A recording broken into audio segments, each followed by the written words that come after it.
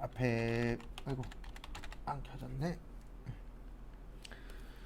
그래서 전산세무 2급에서 재무에게 추가할 거는 하나밖에 없어요.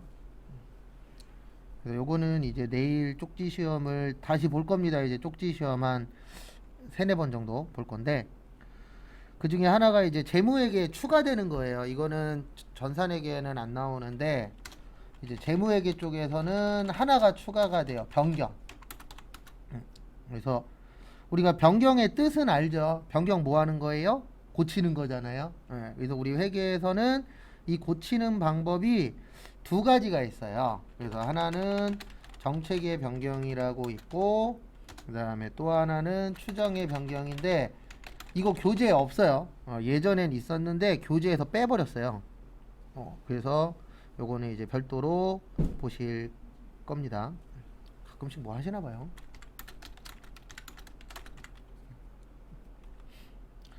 그래서 변경에는 두 가지가 있어요. 그래서 정책의 변경이라는 게 있고요. 그 다음에 또 뭐의 변경이 있냐면 추정의 변경. 요렇게 이제 몇 가지가 있으세요? 두 가지가 있습니다. 그래서 이제 이걸 가지고 같이 보시면 정책의 변경은 어떤 법을 바꾸는 거예요. 그래서 뭐 저거 있잖아요. 선입선출법을 후입선출법으로 바꾼다던가 이런 것들을 이제 정책의 변경이라고 표현을 하고요. 근데 얘는 아니에요. 감가상각은 제외. 그래서 감가상각 관련된 거는 정책이 아니고 추정이에요.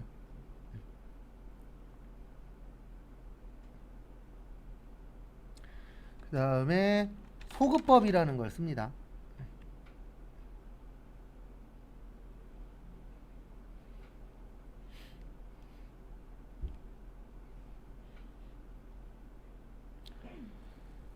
그 다음에 소급법의 뜻이 뭐냐면은요, 옛날 것도 바꾸는 거예요. 언제 것도 바꾼다고요? 옛날 거. 그걸 무슨 법이라 그래요? 소급법이라고 표현을 합니다. 그 다음에 이제 두 번째로 보실 게 추정의 변경이에요. 그래서 추정의 뜻이 뭐냐면은요, 예측치를 추정이라고 합니다. 그래서 우리가 추정한다, 그러면 예측한다라고 하는데, 대표적으로 대손하고 감가, 이런 것들이 추정치예요. 왜냐하면 우리 대손의 뜻이 못 받는 거잖아요. 그러면 우리가 정확하게 얼마 못 받을지 모르죠. 그 다음에 감가가 가격이 줄어드는 거잖아요. 근데 우리가 정확하게 얼마 정도의 가격이 줄어들지 알아요, 몰라요?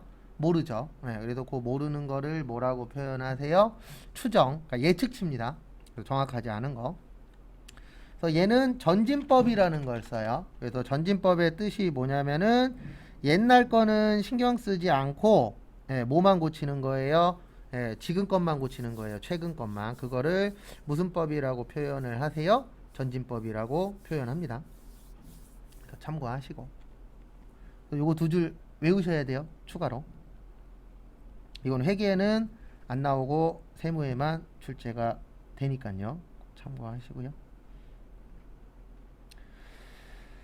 그 다음에 보실 게 이제 원가에게는 추가되는 거 없어요. 원가에게는 그대로 보시면 되고 그 다음에 전산 세무 2급 교재 몇 페이지 피시냐면은요 저기 피시면 돼요. 238페이지 부가가치세부터 볼 겁니다.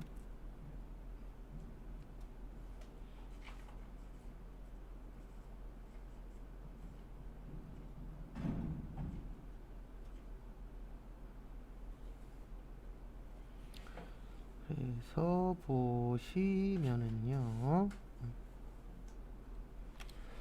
그래서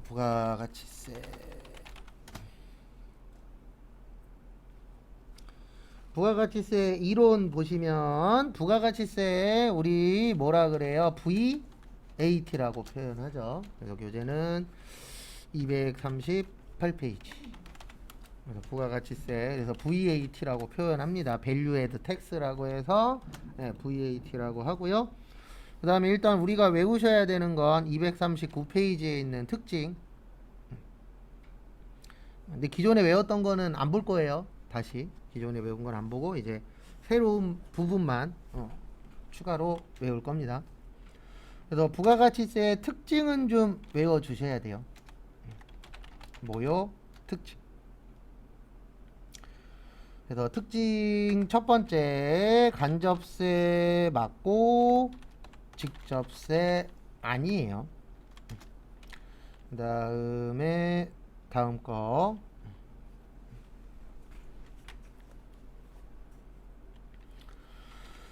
일반 소비세 맞고 개별 소비세 아니에요. 그 다음에 소비지국 과세 원칙 맞고 생산지국 과세 원칙 아닙니다. 그 다음에 전 단계 세액 공제법 맞고요. 그 다음에 전 단계 거래 공제법은 아니라는 거 요거 참고하시고.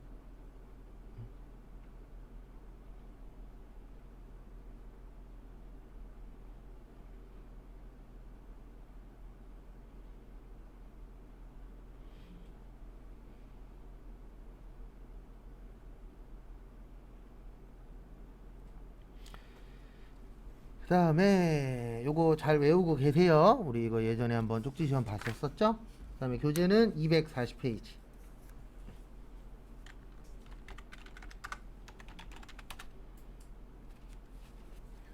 240페이지 보시면은요.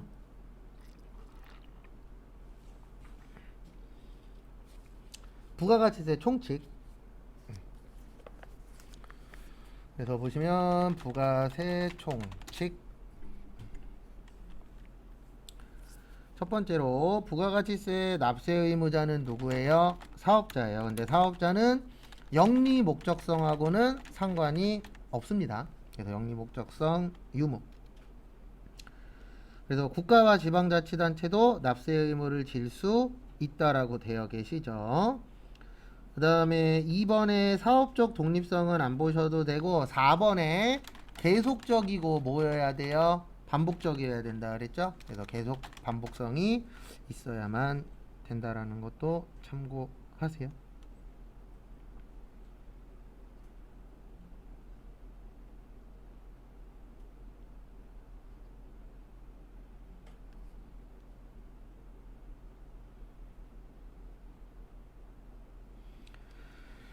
그 다음에 요거는 좀 기억하셔야 됩니다. 사업자의 분류. 그래서 우리가 세금 내는 사업자를 무슨 사업자라 그래요? 과세 사업자라고 합니다. 그 다음에 세금 안 내는 사업자를 면세 사업자라고 해요. 그 다음에 과세 사업자는 또 두 가지로 나누어집니다. 일반 과세자하고 간이 과세자. 그 다음에 일반 과세자는 간이 과세자는 외우셔야 돼요. 그래서 개인만 가능하고 직전 연도 공급 대가가 얼마보다 작다고요? 8천만원 미만. 그 다음에 직전 연도 공급 대가가 4,800만원보다 작으면 뭐 발행한다고요? 영수증. 그 다음에 마지막으로 공급 대가가 4,800만원보다 작으면 납부도 뭐요?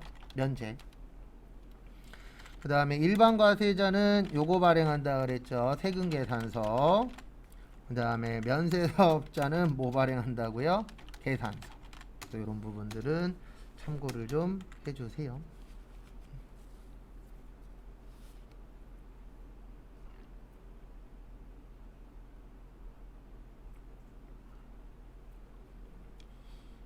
그 다음에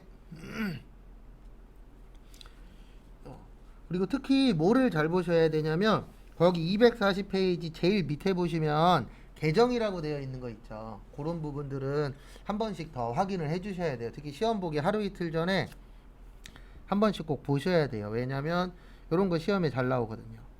참고하시고.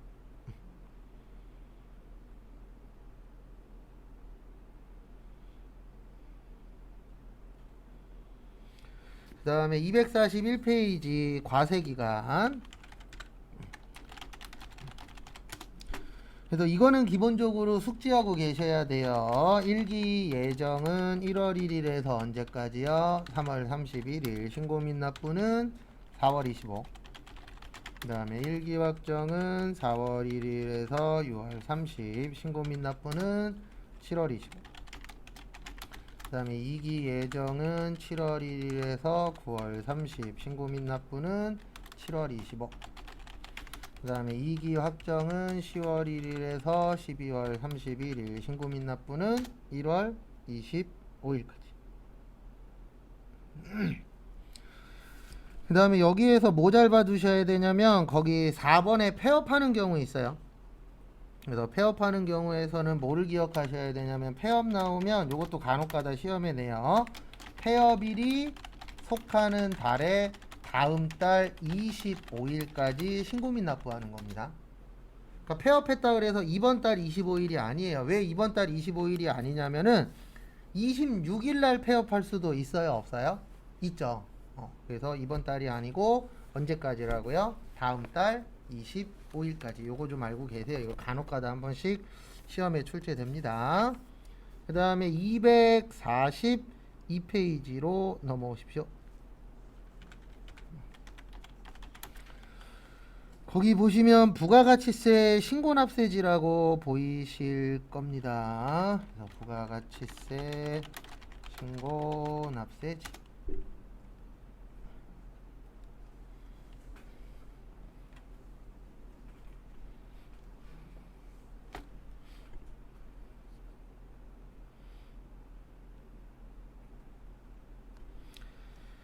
그래서 보시면 242페이지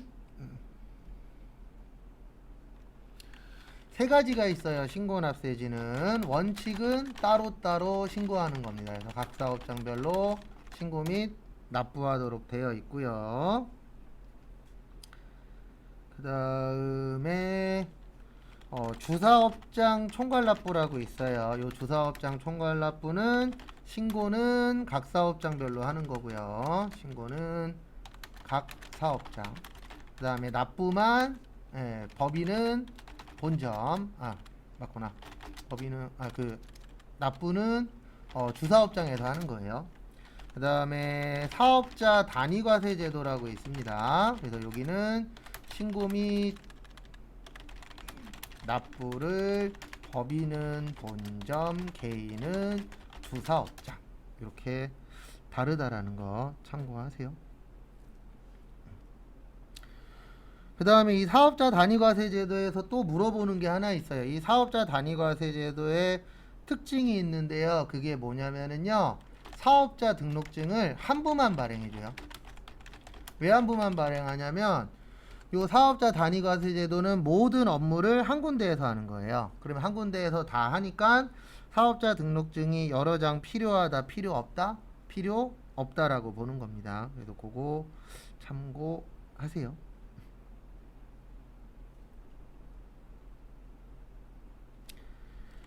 그 다음에 다음 것도 보시면은요. 거기 242페이지 보시면 첫 번째 거기 박스 가운데 보시면 총괄납부 사업자라고 있어요. 그래서 총괄의 뜻이 뭐죠?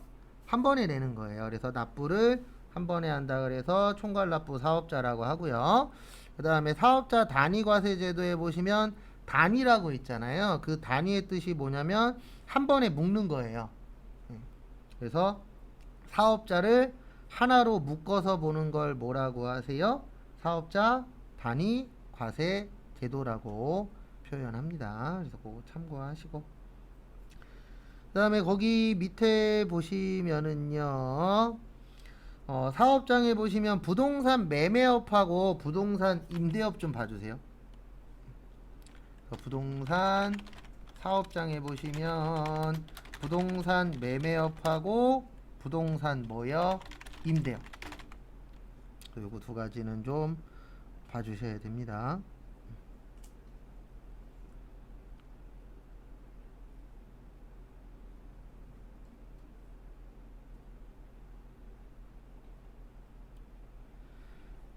그래서 보시면은요, 부동산 매매업은 이렇게 되어 있어요. 법인의 등기부상 소재지. 그 다음에 부동산 임대업은 부동산의 등기부상 소재지.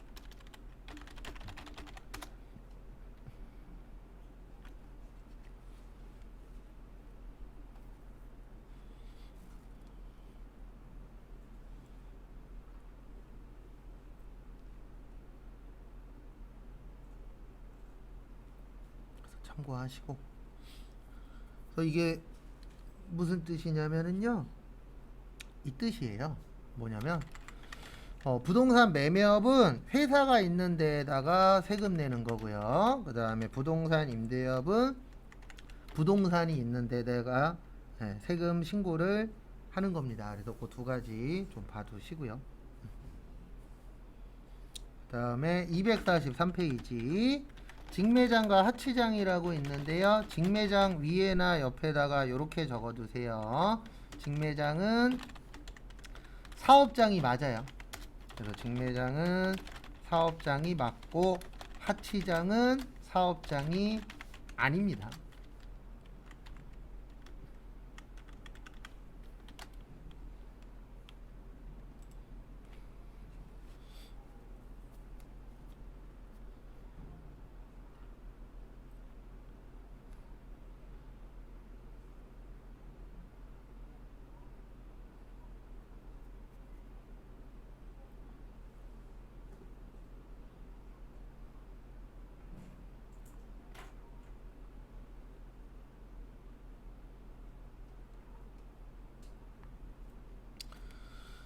그 다음에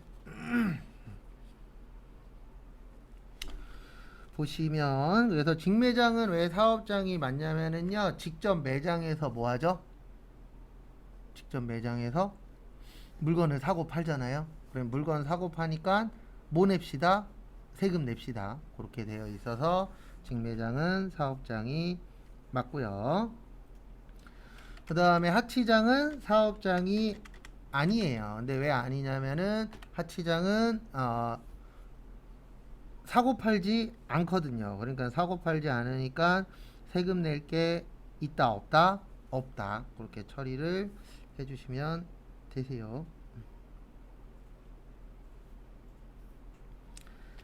그 다음에 임시사업장. 임시사업장은 이렇게 기억하셔야 돼요. 기존 사업장에 뭐한다? 포함한다.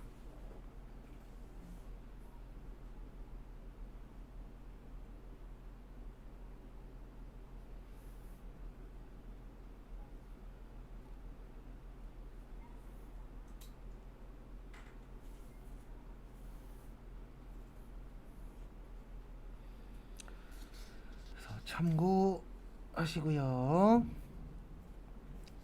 그 다음에 뭐 나머지는 볼 거 없고, 그 다음에 하나 또 보셔야 되는 게 요게 어떻게 보면 회계하고 세무의 차이점인데요. 244페이지 보시면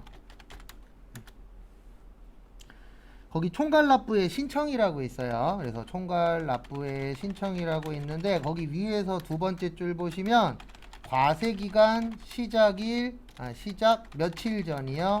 20일 전에 신청을 하셔야 됩니다. 과세기간 시작 20일 전.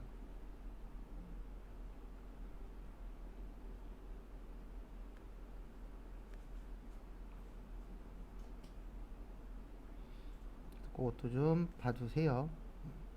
왜냐면 간혹가다 요런 거네요. 봐주시고.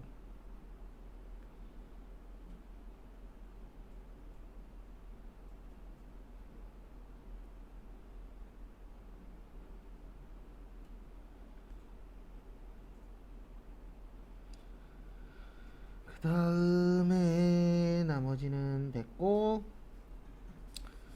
그 다음에 245페이지.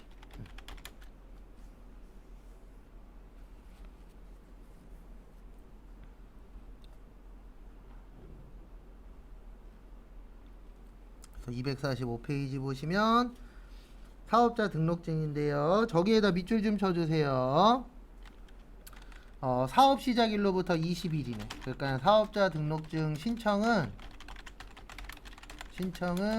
사업 개시일로부터 며칠이네요? 20일이네. 요것 좀 일단 봐두시고, 그 다음에 또 하나 볼 거는 거기 밑에 보시면 신청일로부터 며칠 이내에 발급해 주셔야 돼요.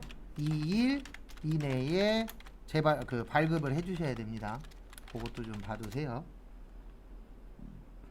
그래서 2일 이내라는 거 좀 봐두시고,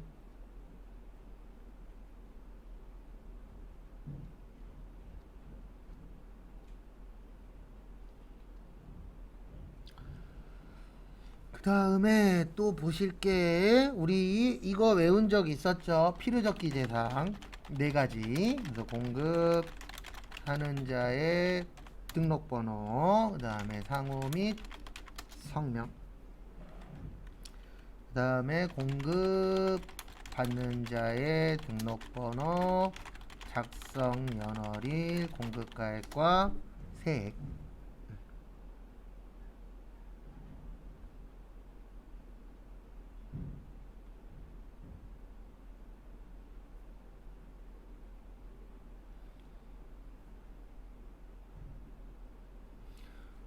참고하시고, 그래서 시험은 뭐가 나오냐면은요, 거기 밑에 보시면 박스 제일 밑에 245페이지 3번하고 4번이 종종 출제가 됩니다. 그래서 3번은 이렇게 쓰여 있죠. 법인의 대표자를 변경하는 때, 요거는 무슨 사유냐면 정정 사유고요. 그 다음에 문제는 이게 나올 때가 문제가 되는 거예요. 개인. 그래서 개인의 대표자를 변경하는 때는 폐업 사유예요. 지금 저희 245페이지 거기 지금 밑에 3번하고 4번 볼 겁니다. 그 다음에 4번에 보시면 상속으로 인하여 사업자의 명의가 변경되는 때, 요거는 정정 사유고요. 그 다음에 증여로 인하여 개인 사업자의 명의가 변경되는 때, 요거는 폐업 사유예요. 사유가 다 다르다라는 거 참고 좀 해주십시오. 그래서 왜 바꾸느냐, 그게 중요한 거예요. 근데 왜 이렇게 되어 있냐면 이게 세금 문제 때문에 그래요. 딴 문제 아무것도 없어요. 다른 문제 아무것도 없고 세금 문제 때문에 그럽니다. 왜냐면 저희가 배우진 않지만 법인은 법인세라는 걸 내요. 그 다음에 개인, 요거는 배웁니다. 개인은 무슨 세를 내요? 소득세를 내는데 요 개인 소득세가 인세예요. 그래서 몇 명이 사느냐, 가족이 몇 명이냐, 거기에 따라서 내는 세금이 달라질 수가 있습니다. 그러면 국가 입장에서는 이게 만약에 사장님이 바뀌어, 그러면 사장님이 바뀜으로 해서 내는 세금도 바뀌네, 이러면 될까요, 안 될까요? 안 되겠죠. 그래서 국가에서는 이런 부분에 대해서는 인정을 안 해주는 거예요. 왜냐하면 이게 사장님이 바뀜으로 해서 내는 세금이 어떻게 되기 때문에, 변동이 되기 때문에 국가 입장으로서는 좋은 게 아닌 게 되는 겁니다. 그리고 여기도 상속이라 그랬잖아요. 상속은 이제 돌아가시는 건데, 돌아가시고 받는 건데, 상속받으면 상관이 없어요. 왜냐면 상속받으면 법에 뭐라고 되어 있냐면 상속받는 자가 세금 내도록 되어 있어요. 그러면 국가 입장에서는 세금 걷는데 어려움이 있다 없다? 없다. 그러니까 상관이 없는 거예요. 근데 문제는 뭐냐면 증여는 문제예요. 왜냐면 증여는 아직 살아 계시거든요, 부모님이. 그래서 살아있을 때 주는 게 뭐예요? 증여예요. 그래서 증여를 내가 만약에 받았다 그러면 어떤 문제가 생기냐면은 다른 문제가 생기는 게 아니라 사장님이 바뀌는 거잖아요. 그러면 사장님이 바뀜으로 해서 어떻게 되는 거예요? 어떤 문제가 생기냐면 이것도 또 세금 문제가 생겨요. 왜냐면 사장님이 바뀜으로 해서 세금을 덜 내는 상황이 나올 수도 있다 없다? 있다.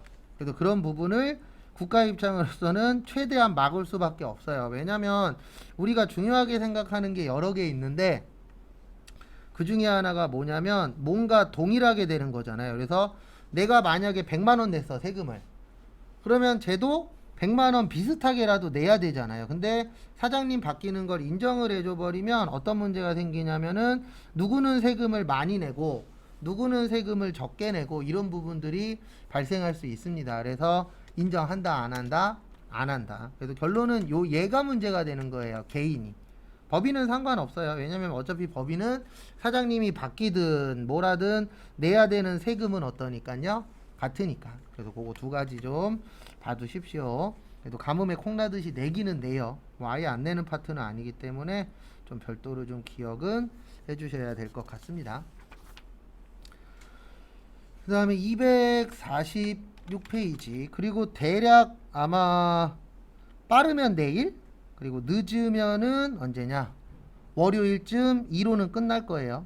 그래서 빨리 이론은 끝내고 실기 위주의 그다음에 문제풀이 위주의 수업을 진행할 겁니다. 그거는 이제 시험 봐야 되는 반이기 때문에 어쩔 수가 없어요. 다르게 할 수 있는 방법이 없어서. 그 다음에 과세거래 246페이지. 이거는 우리 저번에 쪽지 시험 봤었던 거에 있는데요, 내용이.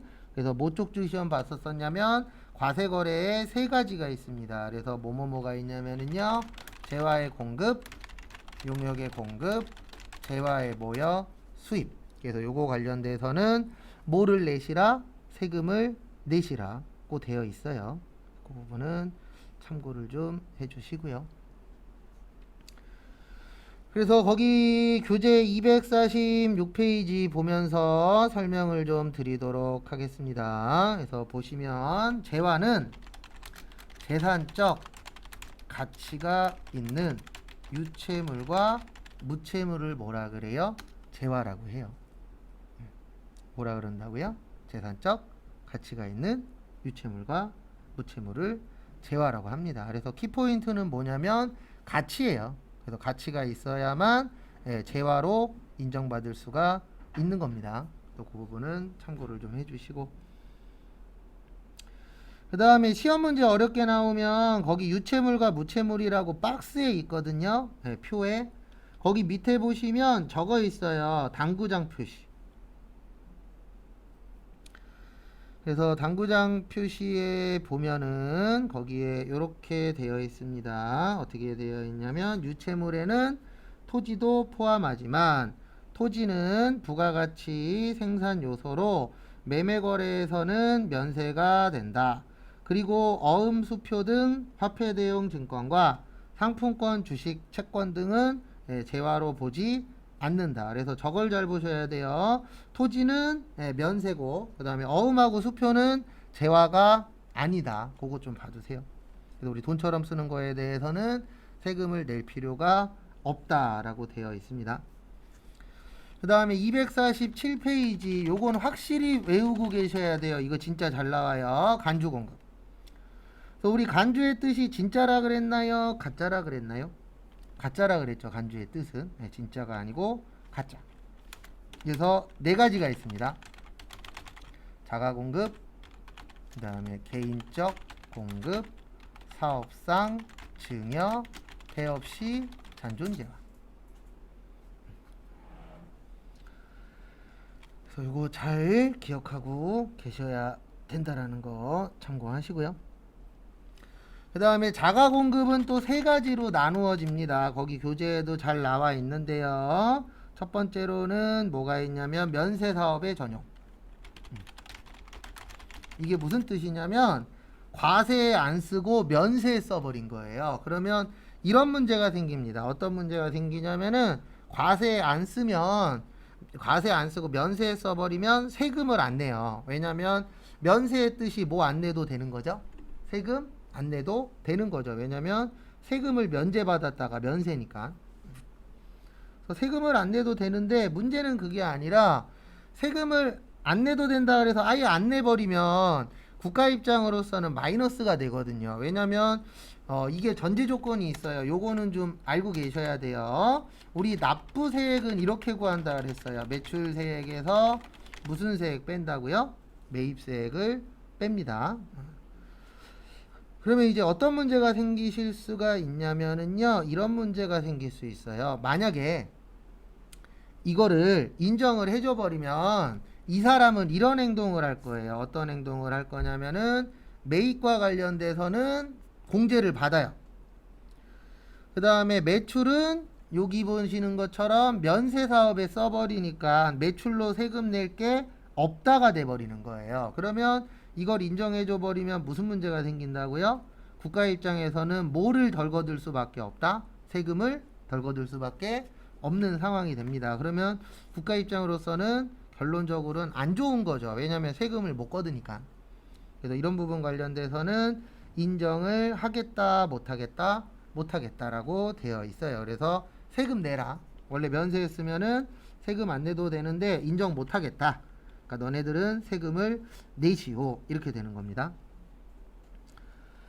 그 다음에 개별 소비세 과세 대상 승용차. 대상 자동차. 그래서 제가 요거는 몇 번 설명드렸는데요. 우리나라는 땅도 좋고 그 다음에 뭐도 안 나요? 기름도 안 나는 나라 중에 하나잖아요. 그러면 어떤 문제가 생기냐면은 자동차가 많으면 많을수록 국가 입장에서는 안 좋은 효과가 나버리는 거죠. 왜냐면 일단 가격도 가격이지만 어떤 문제가 생길 수 있냐면은 회사 돈으로 자동차를 사서 뭐 하는 거예요? 딴 데 쓰는 거죠. 왜냐면 우리 승용차라는 건 일반적으로 사업할 때 쓰기도 하지만 개인적으로 쓸 수 있는 부분도 있다라고 보거든요. 왜냐면 우리 승용차 가지고 자랑하시는 분들도 있잖아요. 실제 그런 데 쓸 수도 있기 때문에 인정을 안 해주고 있습니다. 법 자체에서는. 그 다음에 판매 목적 타사업장 반출. 그래서 판매 목적 타사업장 반출을 저는 이렇게도 적어드려요. 어떻게 적어드리냐면은 본지점 간의 거래. 그래서 본지점 간의 거래는 말 그대로 본점하고 지점하고 뭐 하는 거예요? 거래하는 겁니다. 말뜻 그대로 이해하시면 돼요. 근데 이게 왜 문제가 되냐면 일반적으로 본점하고 지점하고 거래할 때 우리가 이거에 대해서 이익을 안 붙이면 문제가 되는 거예요. 근데 이 판매 목적 타사업장 반출의 뜻이 뭐냐면 뭐 안 내도 된다? 세금 안 내도 된다라고 되어 있는 거예요. 근데 이거에 대해서는 세금을 뭐 해야 된다? 국가 입장에서는 내야 된다. 이렇게 보는 겁니다. 그래서 요거 세 가지 종류 좀 기억 좀 해주시고요. 그 다음에 개인적 공급. 그래서 자가 공급은 회사 내부에서 쓰는 거예요. 그래서 내가 쓴다 그래서 무슨 공급이라 그래요? 자가 공급이라고 하고요. 그 다음에 개인적 공급에서 기억하셔야 되는 건 저기 248페이지. 요건 개인적 공급이 아닌 것이에요. 지금부터 알려드릴 거는 개인적 공급이 아니고 개인적 공급이 아닌 것입니다. 그래서 첫 번째로 거기 지문에 보시면은요, 작업복, 그 다음에 작업모, 그 다음에 작업화, 요거에 대해서는 뭐 낼 필요가 없다, 세금 납부할 필요가 없다라고 되어 있어요. 세금 X. 왜냐면 우리 회사에서 직원들 위해서 작업복이나 이런 것들은 해줘야 되지 않겠냐 이렇게 보는 겁니다. 세법에서도. 왜냐면 작업하려면은 일단 모자라든가 이런 거 다 있어야 뭐 할 수 있어요? 업무가 가능하잖아요. 그래서 그 개념이라고 보시면 될 것 같고요. 그 다음에 저기 잘 봐두세요. 경조사. 요즘 이거 잘 냅니다. 그래서 경조사와 관련된 것으로서 1인당 연간 얼마까지는 괜찮다고요? 10만원. 그래서 10만원 좀 받으세요.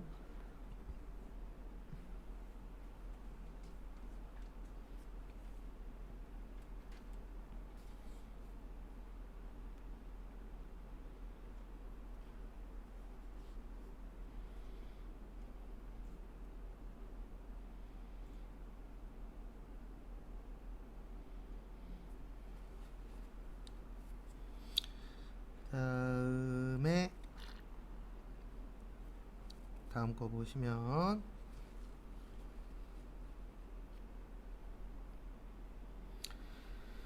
다음에 보시면은요, 사업상 증여. 사업상 증여에서는 요거 잘 봐주세요. 뭐 잘 봐주시냐면은 거기 가에 보시면 견본품. 그 다음에 나에 보시면 특별 재난지역. 그 다음에 다에 보시면 광고 선전물. 그 다음에 라에 보시면 증정품. 그 다음에 마에 보시면 마일리지.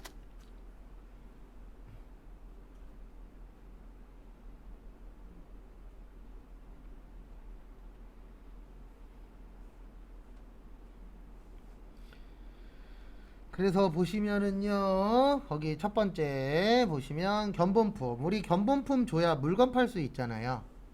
그래서 견본품에 대해서는 세금을 안 걷겠다. 그 다음에 특별 재난지역, 이 부분에 대해서도 뭐 하겠다? 안 하겠다. 그 다음에 저기 광고 선전물. 우리 광고해야 물건 많이 팔 수 있잖아요. 그래서 광고에 대해서도 뭐 안 걷겠다? 세금 안 걷겠다. 그 다음에 증정품. 증정해야 물건 더 많이 팔 수 있잖아요. 그래서 이런 부분에 대해서는 세금을 안 걷겠다. 그 다음에 마일리지로 물건 살 수도 있죠. 그거에 대해서도 세금을 안 걷겠다. 참고하시고. 그 다음에 폐업 시의 잔존재화. 그래서 우리가 폐업하는 이유는 장사가 안 돼서. 그래도 그 부분에 대해서는 뭐를 내셔야 된다고요? 세금을 납부하셔야 됩니다. 그래서 그 부분은 참고를 좀 해주세요.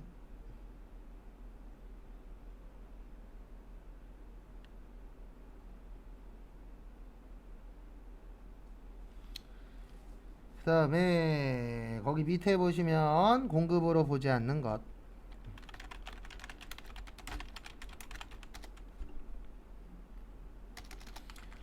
그래서 재화의 공급으로 보지 않는 것 있었죠. 그래서 보시면 담보, 그 다음에 사업의 포괄적 양도, 그 다음에 물납, 그 다음에 공매, 강제 경매. 그래서 이게 무슨 뜻이냐면 첫 번째로 담보. 그래서 담보라는 거는 지금이 아니고 미래와 관련된 거예요. 그래서 아직 확정된 게 아니기 때문에 회계 처리하시면 안 되고요. 그 다음에 사업의 무슨 정량도요? 포괄적 양도. 그래서 포괄이라는 건 전부 다예요. 그래서 다 넘겼기 때문에 나는 이제 더 이상 뭐예요? 사업자가 아닙니다. 그러면 사업자가 아니니까 부가가치세 낼 필요가 없다. 그 다음에 물납은 뭐냐면 물납은 물건으로 납부하는 겁니다. 그래서 우리가 돈으로 내는 걸 현납이라고 해요. 근데 물납이니까 물건으로 냈으니까 그 물건에 대해서 세금을 내라 그러면 돈을 더 많이 내야 되잖아요. 그래서 그런 부분에 관련돼서는 세금을 안 내도 된다. 그 다음에 공매 및 강제 경매. 이건 강제로 팔리는 거예요. 그래서 강제로 팔린다 그래서 그 부분 관련돼서 세금 내면 안 되겠죠. 그래서 이런 부분은 참고하세요. 그래서 참고하시고.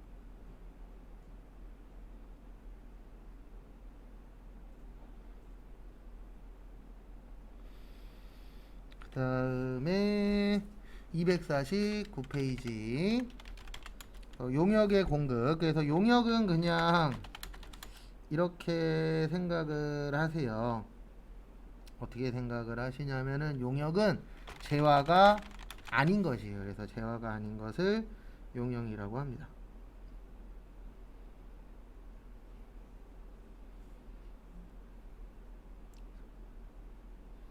참고하시고. 그래서 여기에서 보셔야 되는 건 요거 시험 문제 잘 나와요. 저기 250페이지에 용역의 공급으로 보지 않는 것. 그러니까 안 보는 것을 꼭 시험에 많이 물어보더라고요.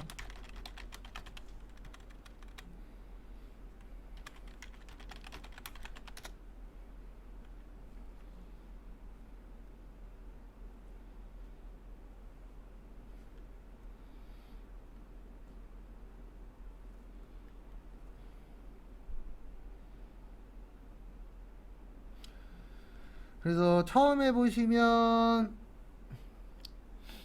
용역의 간주 공급이라고 있습니다. 저는 그거를 무상 공급이라고 해요. 무슨 공급이요? 무상 공급.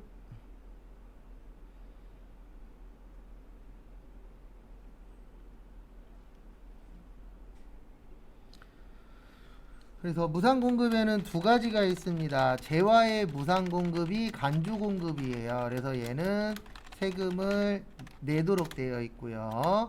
그 다음에 용역의 무상 공급은 과세 대상이 아니라는 거 참고 좀 해주세요.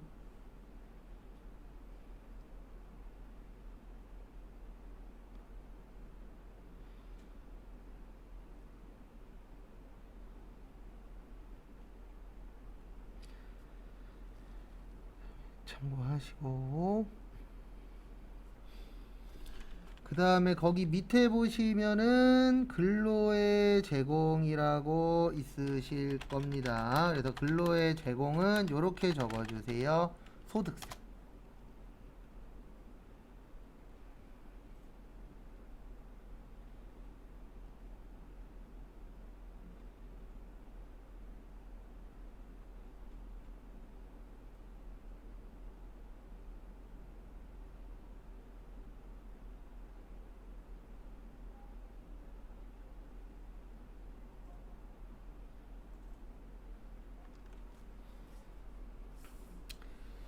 그 다음에 거기 밑에 보시면 250페이지 제일 밑에 박스 있습니다. 그래서 박스 보시면 주된 거래에 부수되는 공급이라고 있는데요. 거기 옆에다가 이렇게 적어주세요. 주거래 우선주의.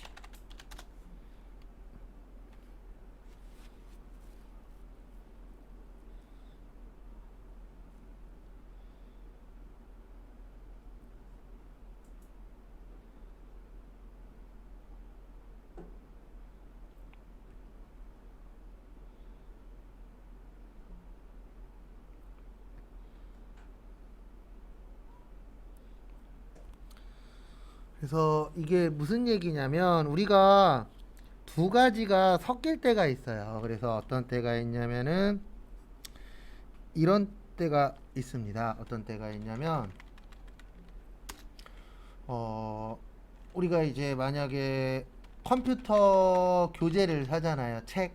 네, 책을 사면은 책은 면세고 요런 책을 사면은 꼭 거기에 요게 있어요. 뭐가 있냐면은 CD가 들어 있습니다. 교육용 CD가. 그러면 얘는 과세예요. 그러면 여기에서는 교재가 주예요, CD가 주예요?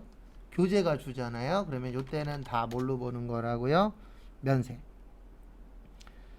그 다음에 거꾸로 이럴 수도 있죠. 어떨 수도 있냐면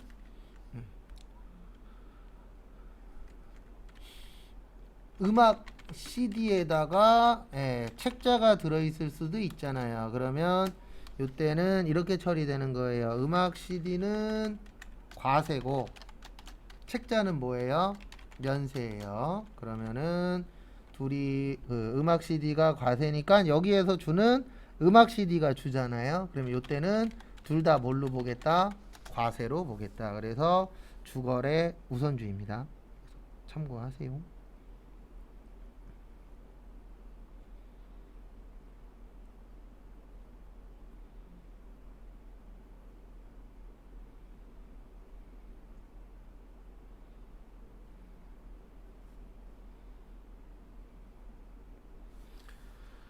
그 다음에 252페이지 여기까지만 보고 시면 될 것 같아요.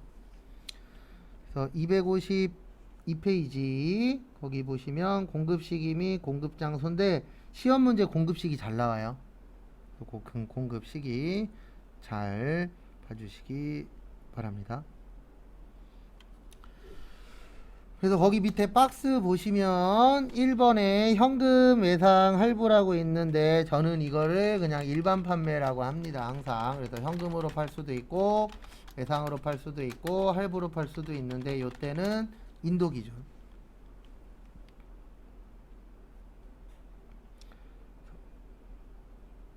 참고하시고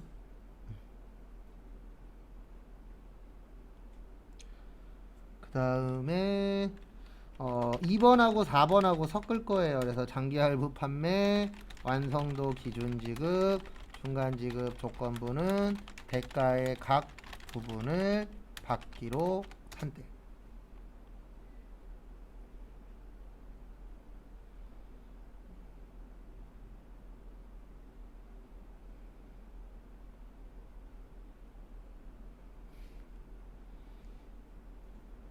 그래서 참고하시고, 왜 이렇게 되냐면은 이것 때문에 그런 거예요. 딴 것 때문이 아니고, 장기할부 판매하고 완성도 기준 중간 지급 조건부는 특징이 두 가지예요. 하나는 날짜가 길어요.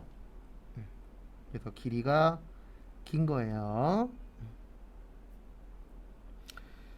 그 다음에 두 번째는 날짜가 길고 금액이 큰 겁니다.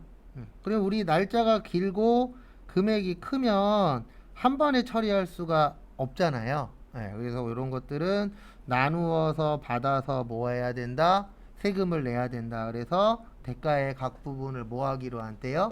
받기로 한대요. 그래서 얘네의 특징은 기간은 길고 금액이 뭐하다? 크다.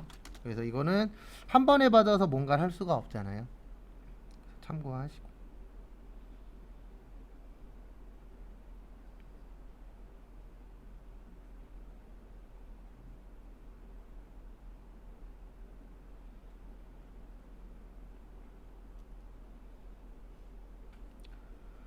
그 다음에 5번에 가공. 그래서 가공은 가공된 재화를 인도하는 때. 근데 왜 이때가 되냐면 우리가 가공이라는 게 만들어주는 거잖아요. 그러면 만들어줬다 그래서 돈 주면 된다 안 된다? 안 된다. 그래서 만들어준 거를 내가 받아서 확인을 하고 돈을 줘야 돼요. 그래서 가공된 재화를 뭐 하는 때요? 인도하는 때. 참고하시고. 그 다음에 또 다음 거 보시면은요. 그 다음에 폐업도 종종 시험 문제 출제됩니다. 그래서 그것도 좀 봐두세요. 그래서 폐업 나오면 뭐 하는 때요? 폐업하는 때. 그거 좀 봐두시고.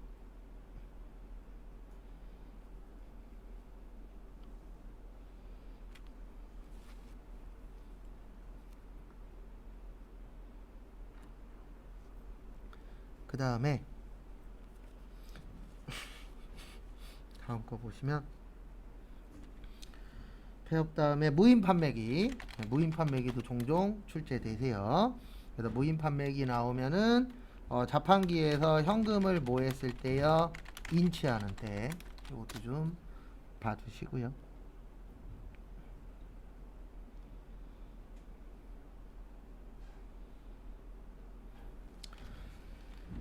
그 다음에 요건 추가로 외울 거예요. 수출. 그래서 수출 나오면은 선적일 기준. 근데 선적일보다 선적일보다 환가일이 빠른 경우에는 환가일 기준. 그 다음에 기준환율하고 재정환율. 요거는 내일 쪽지 시험 보는 거에 있어요. 그래서 수출 하나 추가됩니다. 왜냐하면 세무 쪽에는 수출이 종종 나오거든요. 그 부분 참고하시기 바랍니다. 그 다음에 잠깐 쉬었다가 3시에 저기 253페이지부터 보도록 하겠습니다.